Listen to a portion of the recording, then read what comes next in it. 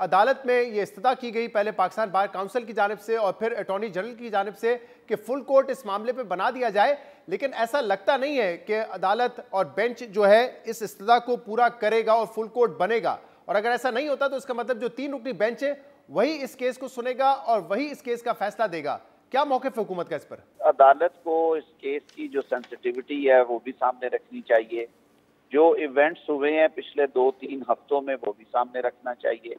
Chief justice صاحب کے لیے اب از حد ضروری ہے کہ کیونکہ ان کے اپنے گھر کے اندر سے آوازیں اٹھی ہیں اور صرف ان کے اینٹی روم میں یعنی جو ججز لاؤنج کی یہ گفتگو نہیں ہے.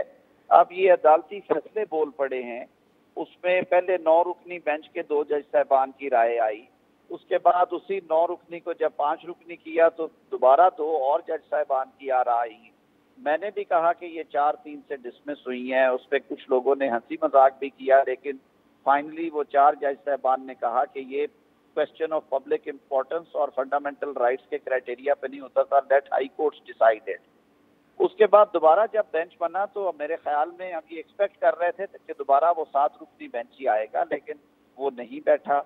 5 رکنی بینچ جو بنا اس میں سے بھی اب 2 جو جج صاحبان ہیں وہ ریکیوز کر گئے ہیں. جو ریسنٹ ایک ججمنٹ آئی ہے اس پہ پارلیمان میں ایک قانون منظور ہو چکا ہے. یہ ہائی ٹائم ہے چیف جسٹس صاحب کے لیے کہ وہ اپنے دوستوں کے ساتھ بیٹھے, پہلے فل کورٹ میٹنگ کریں اور فل کورٹ میٹنگ میں ایک لارجر بینچ بیٹھے. وہ لوگ جن پہ اعتراضات ہیں, جنہوں نے ریکیوز کیا رضا کرانا, وہ اس سے الگ رہے.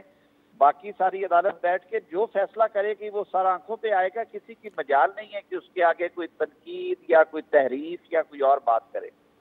اعظم صاحب, آج مریم اورنگزیب نے بھی اور رانا ثناء اللہ نے بھی یہ کہا ہے کہ فل کورٹ بننا چاہیے. اگر 3 رکنی بینچ فیصلہ کرے گا وہ فیصلہ تسلیم نہیں ہوگا, فل کورٹ بنے گا تو ہی فیصلہ تسلیم کیا جائے گا. اب یہ کیسے ممکن ہے, کیونکہ یہ اختیار تو سپریم کورٹ کا ہے.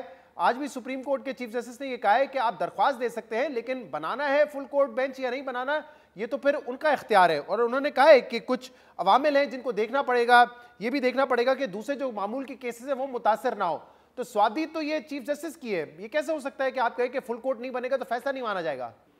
عام حالات میں تو یہ بات ہو تو سمجھنے میں آتی ہے, لیکن دیکھیے شہزاد صاحب, اگر ہم نے ادارے کی تکریم کو, تقدس کو, ادارے کے وقار کو بحال رکھنا ہے, ڈگنیٹی آف کورٹ کو سامنے رکھنا ہے, یہ میرے خیال میں نازک ترین دور ہے.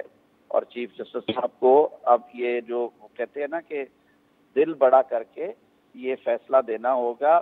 انہیں اجتماعی سوچ کو رستہ دینا چاہیے اور سب کو بٹھائیں. پہلے بھی انہوں نے 2 دن میں کیس سن لیا تھا, اب بھی یہ کوئی 2 مہینے نہیں لگے گے, یہ 2-3 روز کا کیس ہے, پرووائڈڈ کے سارے اکٹھے بیٹھ جائیں. اس کی وجہ سے جو ایک بحرانی کیفیت ہے یہ ختم ہوگی. مجھے یہ کہنے میں کوئی جھجک نہیں ہے کہ اس وقت وہاں پہ بھی اختلافی رائے ہیں اور ان آراء کو رستہ ملنا چاہیے. ساروں کو ایک جگہ پہ بیٹھ کے اس سارے معاملے کو حل کرنا چاہیے. آدھی سپریم کورٹ کہتی ہے کہ 184(3) میں ایسے معاملات ہم نہیں سن سکتے, ہائی کورٹس کریں. آدھی سپریم کورٹ جو ہے وہ خاموش ہے یا وہ بینچ میں بیٹھ کے کہتے ہیں کہ جی ہم یہ آرڈر کر سکتے ہیں. تو کیا ہی بھلا ہو کہ اس کو آپ اکثریتی رائے دینے کے لیے جو کلیکٹیو وزڈم ہے وہ نظر آئے, اس کو اس طرح سے حل کریں کہ ساروں کے لیے ون ون ہو. تو اعظم صاحب اگر یہ 3 بینچ ہی رہتا, یہ بحران مزید اگر یہ ڈیپ ہوتا ہے کرائسس, تو یہ بہت نقصان دہ ہے سب کے لیے. تو 3 ممبر بینچ ہی اگر رہتا ہے اور پیر کے دن کوئی فیصلہ آ جاتا ہے تو پھر حکومت اس فیصلے کو ایکسیپٹ نہیں کرے گی. میرے خیال میں پاکستان میں رہنے والا ہر وہ ذی شعور شخص جو اس کیس کو فالو کر رہا ہے وہ آج اس بات سے کھڑا ہے کہ اب اسے 3 جج صاحبان کے بینچ میں اگر ڈیسائیڈ کیا جائے گا تو اس کے بہت سارے اثرات آئیں گے. وہ مناسب نہیں ہوگا. وہ جو کہتے ہیں نا جوڈیشل پروپرائٹی یہ ڈیمانڈ کرتی ہے کہ اس کو لارجر بینچ میں لے جایا جائے اور کلیکٹیو وزڈم کو رستہ دیا جائے. اعظم صاحب, لیکن اگر اس پہ فل کورٹ بن بھی جاتا ہے تو جو حکومت کی رائے ہے الیکشنز کے حوالے سے, جو آپ خود کہہ رہے ہیں کہ ہم چاہتے ہیں کہ الیکشن 7 ہو, تو فل کورٹ بھی اگر یہ رائے دیتا ہے کہ 5 مہینے کی تاخیر نہیں ہو سکتی الیکشنز میں, اس کو جلد سے جلد کروایا جائے, تو اس پر بھی آپ متفق تو نہیں ہوں گے؟ آپ تو پوزیشن لے چکے ہیں پہلے ہی اس قانونی کارروائی سے پہلے ہی کہ الیکشن نہیں ہوں گے اکتوبر سے پہلے.